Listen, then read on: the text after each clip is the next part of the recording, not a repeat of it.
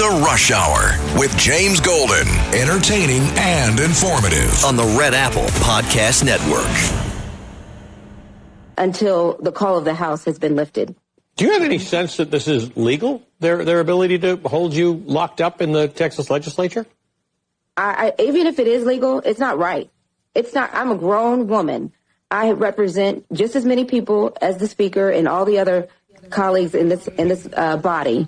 And you don't treat me like a child in terms of exercising this type of control over the members. And so it's a way to demean your colleagues and to show that they have the upper hand. But what they didn't expect was for me to push back. Tell me what you're hearing from your constituents. Actually, there's overwhelming support.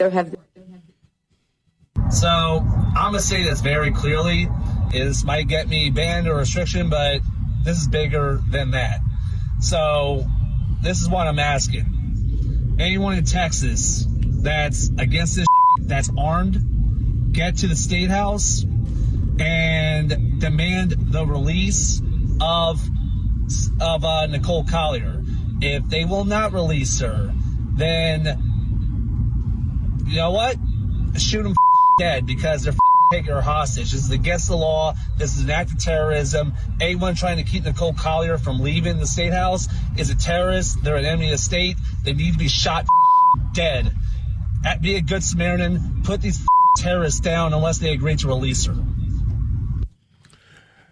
Yes, my friends, welcome to the Wednesday edition of Bo Snerdley's Rush Hour. The drama in Texas still continues. Representative Nicole Collier, you heard, whining like a child because I'm a grown woman. You're treating me like a child. I'm a grown woman. The Democrats behaved like children when they abandoned their legislative duties and fled the state. They come back home. They cannot keep doing these special sessions with Democrats and their tricks that they like to play when they don't get their way. So they had Texas police escorting them. And you're treating me like a child. So I'm just going to stay here all night long because I don't want anybody to escort me. You're treating me like a child. And then, of course, you have the left-wing loonies now calling for the murder of Texas legislators doing their constitutional duty, trying to keep the House of Representatives on the state level open for business in Texas without Democrats playing any more of their games. And I hope these people that keep calling for violence, they keep calling for violence against Donald Trump, they call for violence against anybody that they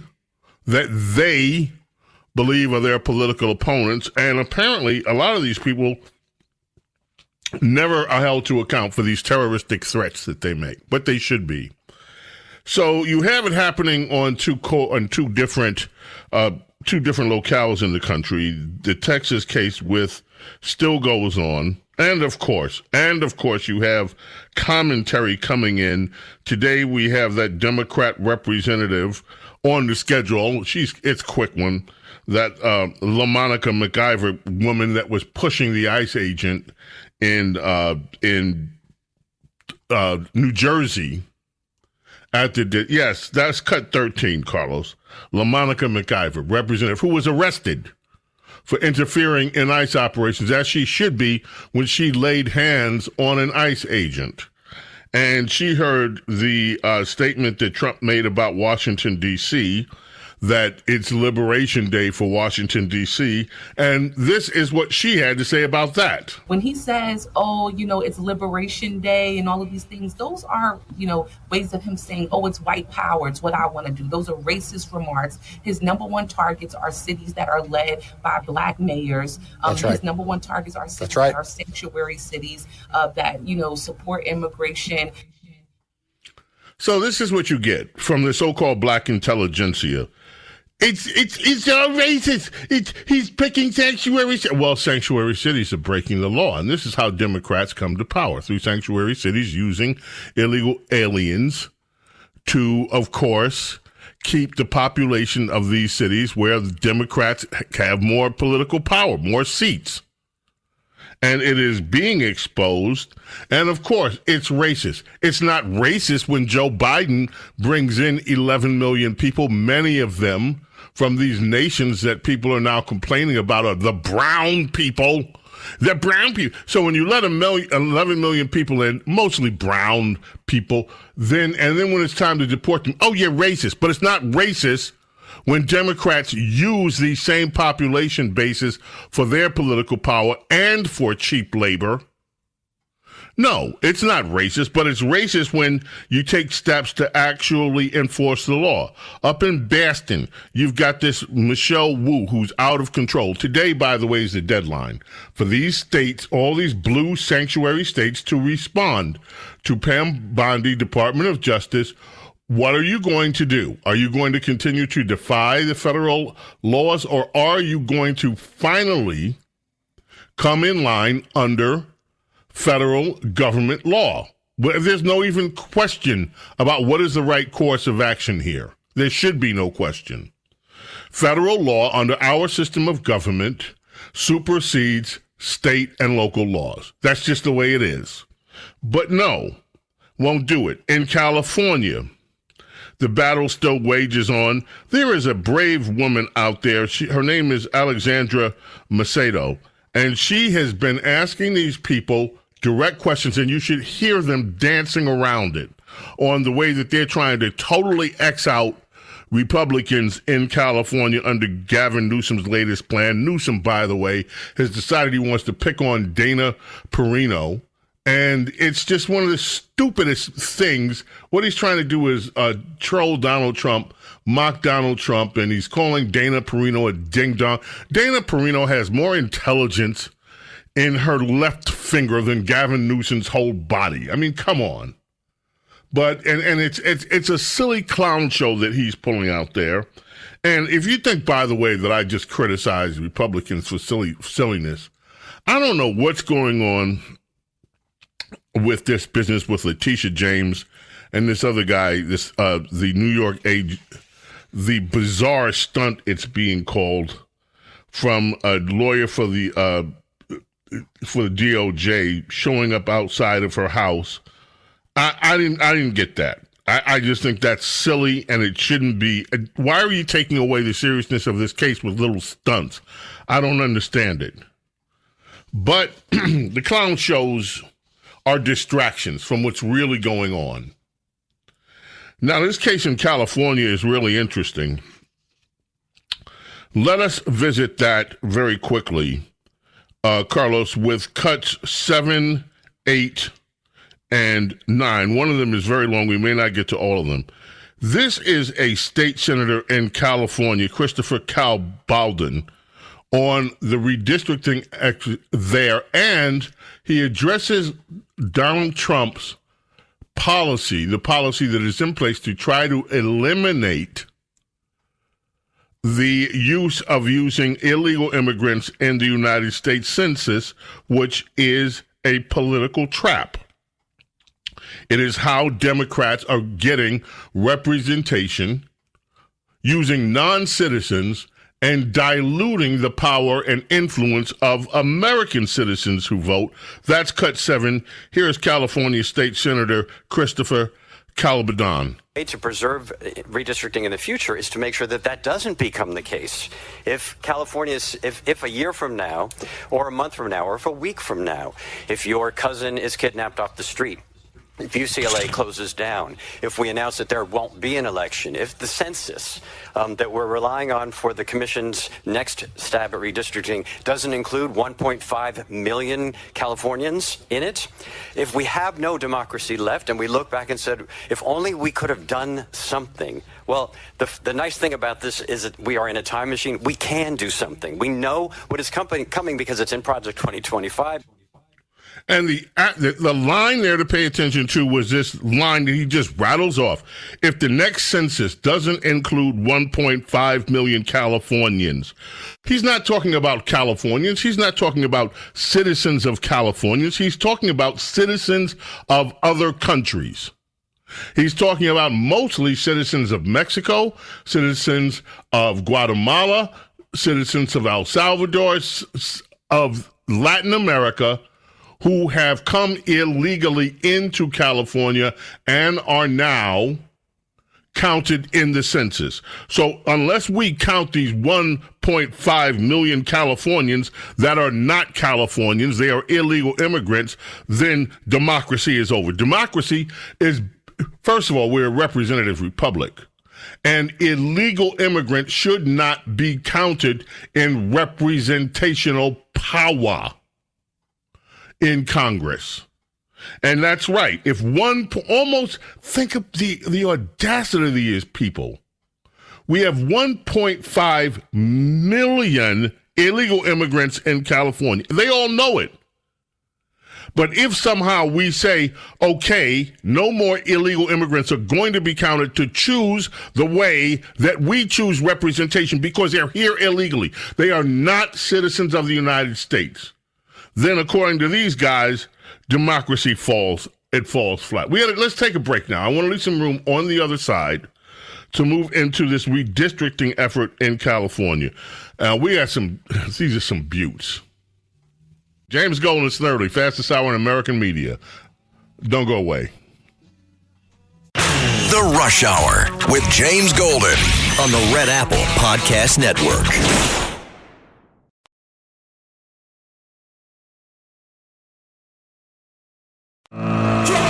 The Rush Hour with James Golden, entertaining and informative on the Red Apple Podcast Network.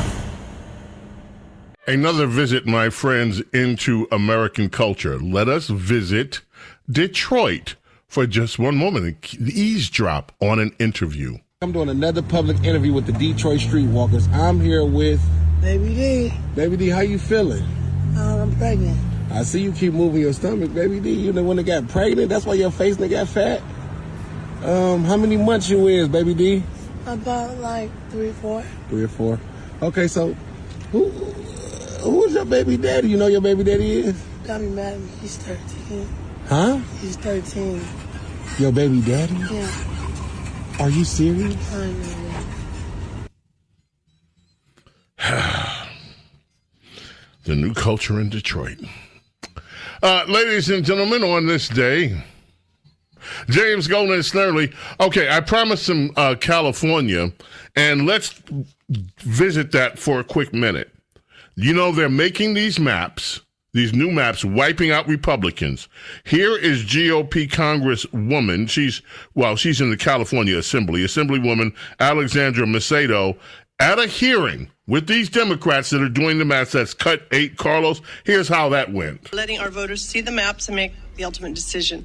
Madam Majority Leader, I understand. I've heard all that. Who drew the maps? It's a very simple question. Names, preferably. The Assembly. The Assembly did it. Okay, I'm in the Assembly, and I did not draw these maps. Well, you're not the leadership. No, and I'm aware of that. But the same way that in this bill it says that the Assembly Elections Committee, not Chair Pellerin, not Assemblymember Salache, not Assemblymember Bennett, I am a part of that group. So by association, I have been lumped in, Mr. Bennett. So I'm asking, who drew these maps? The groups. legislature drew the maps. Who specifically in the legislature? The legislature drew the maps. This is transparency that we don't get to know who drew the maps. The legislature drew the maps. Again, over 76%. This woman is a part of, this goes on for 3 minutes of the same thing. Her trying to get a basic answer. She's part of the legislative committee. They froze her out. She had no say. So she's asking, who drew these maps, these new maps? And you hear Democrats dancing around. These are the people that always whine, moan, pontificate about democracy dying. They won't even tell you who in California's legislature is actually sitting down, robbing Republicans of their right to vote in that state or to have representation. And every time she asks, you heard her, they laugh at her. This is what Democrats do in the name of their so-called quest for democracy. These people are vile. Their actions are vile. The action of these Democrats, the way that they're trying to rob Republicans, vile. Don't go away. We'll be back. The Rush Hour with James Golden on the Red Apple Podcast Network.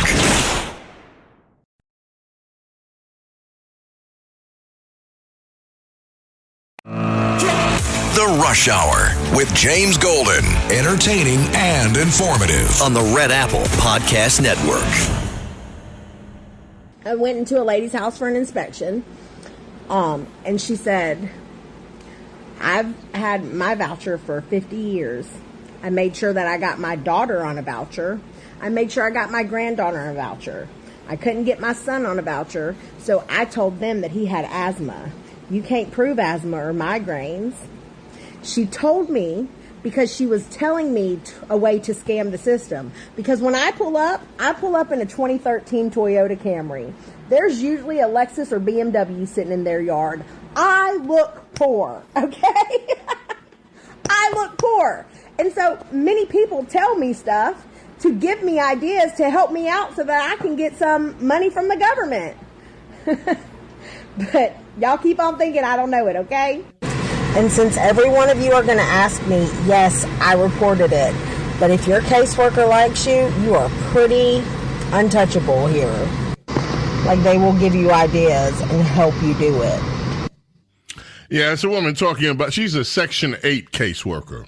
She pulls up to these houses that you taxpayers, we taxpayers, us, we help pay for.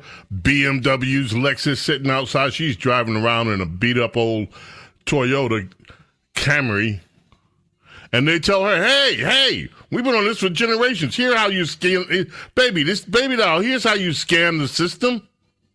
And you should hear the people that are now complaining because food stamps for some of these youngsters, and they're young, able-bodied.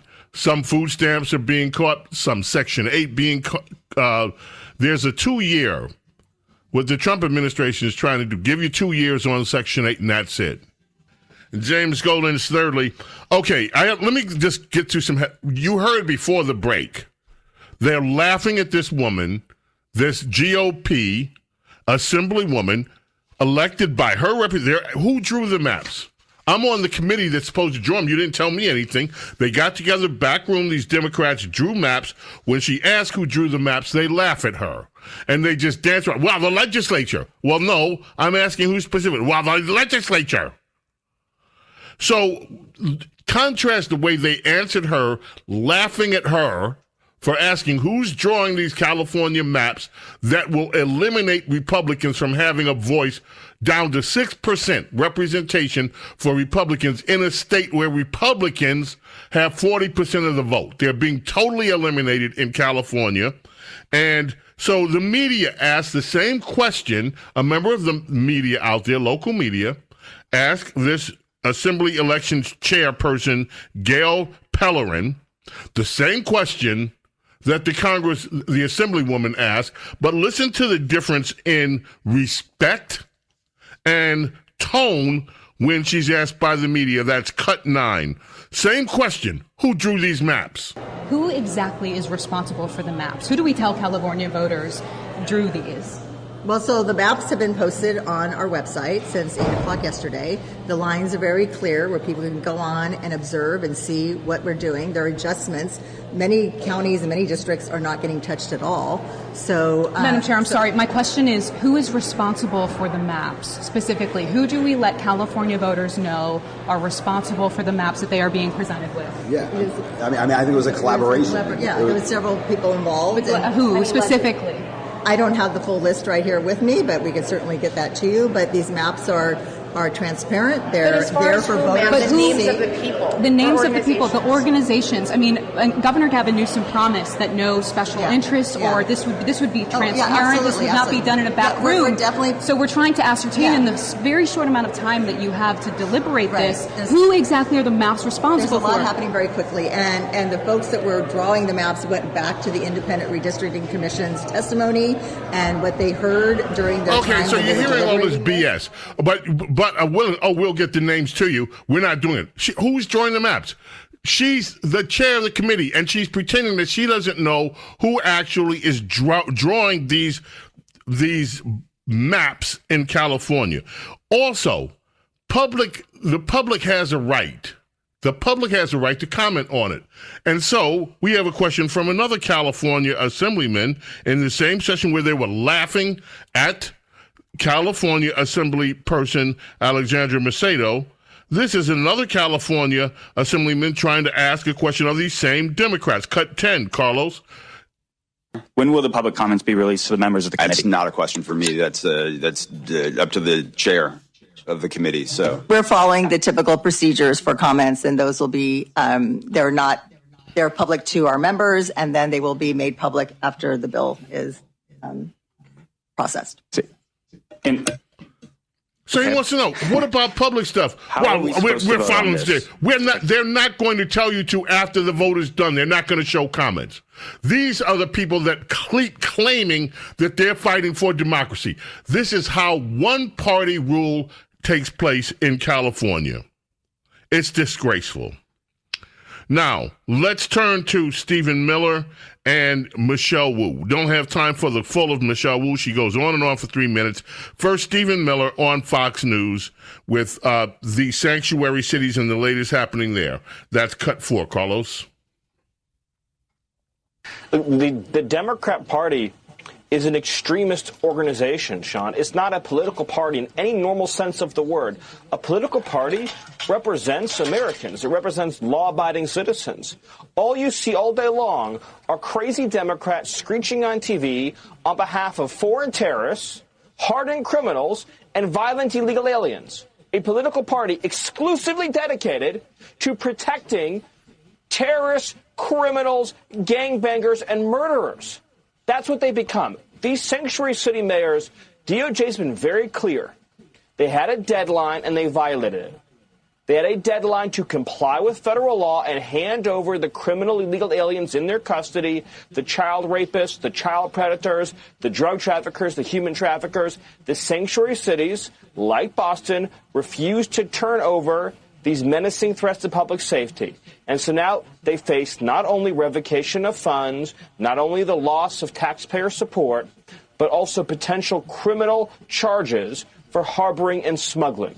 This is as real I hope that happens. That's gets. enough. Let's move to Michelle Wu, the mayor of Boston, defending not cooperating with the government to turn over criminals, like Stephen Miller said, rapists, murderers, and everyone else because of their sanctuary policies. This is Boston Mayor Michelle Wu. We're here again today because last week, Boston received a letter from the Attorney General of the United States on official letterhead from the federal government threatening to prosecute city officials and withhold federal funds unless we cooperate with carrying out mass deportations. Do it. Yay. Do it. At a time when this federal administration is already causing so much fear and harm in our communities. Please. These threats are serious and consequential. But our same communities have told me loud and clear that silence in the face of oppression is not an option.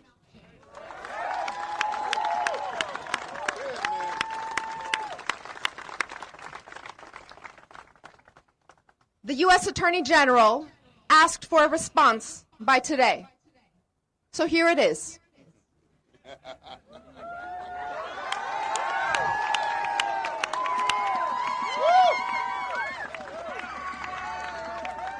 Here is our response. Stop attacking our cities to hide your administration's failures. Yeah! Okay, that's enough of her. Please, you keep saying legal action against some of these mayors. Please follow through. Handcuff these people. Indict these people. Enough is enough with this business and this posturing. Okay, California, back in the news again. San Diego. I had spent many hours and many days of my life in San Diego. It used to be a very beautiful city, but it's still. So CBS News, cut 3, San Diego. Get this, what the taxpayers in California are paying for. Sanctuary jurisdictions have until today to reply to the Justice Department if they intend to comply with federal immigration law, and that includes San Diego County. U.S. Attorney General Pam Bondi sent letters to jurisdictions that the Justice Department says are impeding immigration enforcement. The DOJ is threatening investigations, civil or criminal actions, and leveraging things like federal contracts and funds if jurisdictions don't comply. Meantime, teachers and community members are now patrolling campuses across San Diego County looking for ICE agents. Yeah, this comes after a father was arrested by ICE last week as he was waiting to pick up his child from Linda Vista Elementary. CBS 8's Kelly Hessedal joins us live from Lincoln High School with the latest on this. And Kelly, can you sort of describe what you're seeing and what's going on with the teachers? Well, these teacher patrols actually started happening last week, and they're happening during drop-off hours in the morning before school starts. So here's one of the organizers talking about what they're training people to look out for.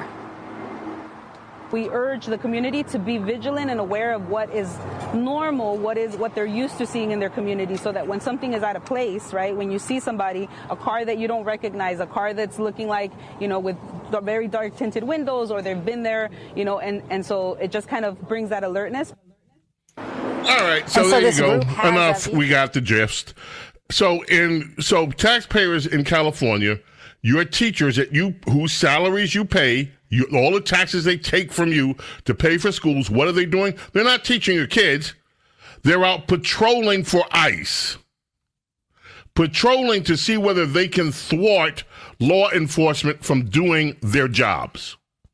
Now, law enforcement doing their jobs. That brings us to Washington, D.C., where, as you know, there is an effort to make that city safe. Cut 15. Here's a random black guy on the street while he's actually in his car. So many people love doing videos in their car, but he's discussing what he's seeing around the efforts to make D.C. safe. Here you go. I am so happy to see that a lot of black people support Trump's move to protect their cities. And I would say 98% of the people, black people that is, want safe streets. Think about it. When we was growing up, we was able to play in the street. Kickball, dodgeball, tag. We used to congregate in the street, on the sidewalk. That was the thing kids did in the summer in the cities. Now, those same cities have their residents as hostages. And, there's a lot of people coming out and they support it, and in the tweet I put out a few days ago. All right, we got enough of that. Got to move on. I want to quickly get to the black so-called media. Now, the next two voices you hear used to be part of the MSM, mainstream media, on the liberal side.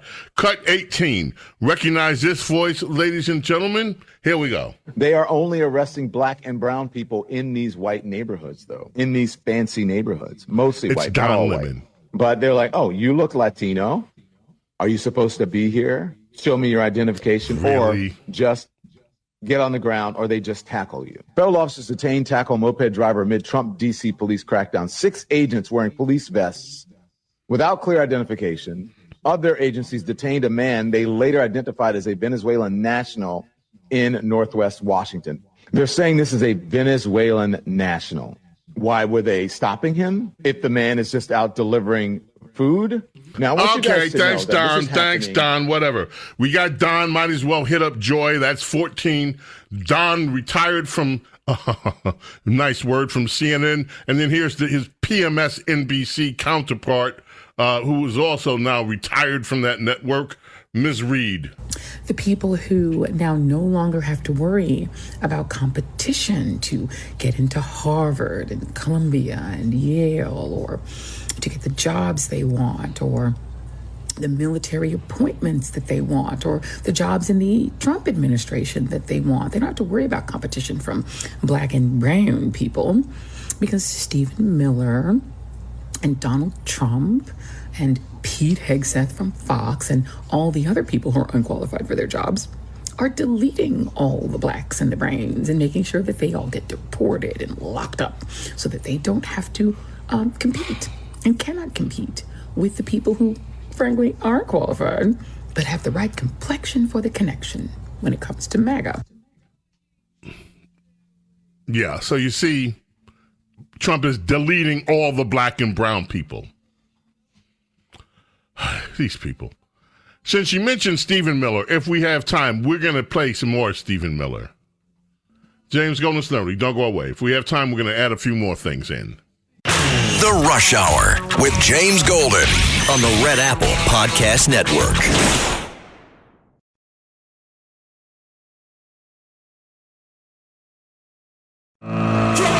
The Rush Hour with James Golden. Entertaining and informative on the Red Apple Podcast Network. So before we went to the break, you heard Joy Reid slamming Donald Trump, Stephen Miller, Pete Hegseth, and all. Well, it turns out that that Mr. Miller, Pete Hegseth, were with Vice President J.D. Vance, speaking with who? National Guard members who were trying to make D.C. safe. This is how that conversation went. Thank you. And first of all, thank you to the Vice President for bringing us here today. Thank you, Secretary, for your leadership. And most importantly, thank you to the men and women of the National Guard. I think here's the most important point. There are residents who lived in Washington, D.C. their entire lives. Their parents lived here. Their grandparents lived here. And they have lived for generations in intolerable conditions of crime and decay. There are parts of the city, I moved to the city 20 years ago. There are places where I've seen graffiti that has been untouched for 2 decades. There are homeless encampments that have made it impossible for families to use public parks and public recreation for as long as I've lived here.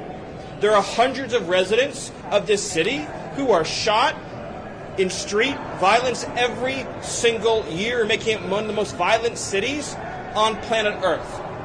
And for too long, 99% of this city has been terrorized by 1% of the city.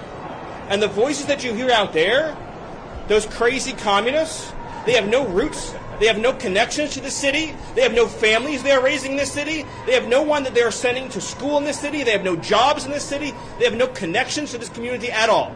But they're the ones who've been advocating for the 1%, the criminals, the killers, the rapists, the drug dealers. And I'm glad they're here today. Because me, Pete, and the Vice President are all going to leave here, and inspired by them, we're going to add thousands more resources to this city to get the criminals and the gang members out of here. We're going to dismantle those networks, and we're going to prove that a city can serve for the law-abiding citizens who live there. We are not going to let the communists destroy a great American city, let alone the nation's capital. And let's just also address one other thing.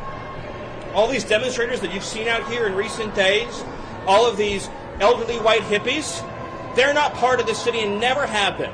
And by the way, most of the citizens who live in Washington, D.C. are black.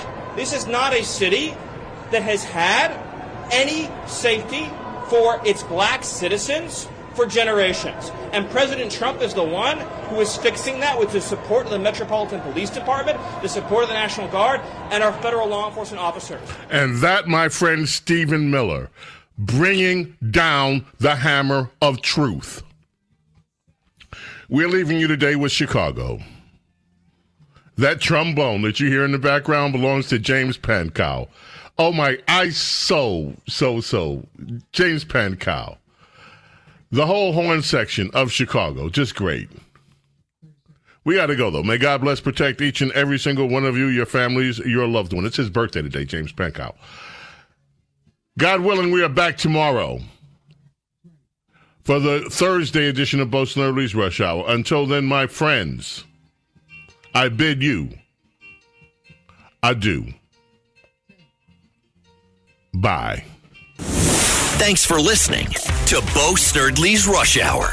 You can hear Bo Snerdley's Rush Hour weekdays at 4 on 77 WABC. If you like the podcast, share it with your friends and listen anytime at WABCRadio.com and download the WABC Radio app. Hit that subscribe button on all major podcast platforms. Plus, follow WABC on social on Instagram, TikTok, Facebook, and X. See you next time for a new episode so you never have to wonder. What the heck is going on here?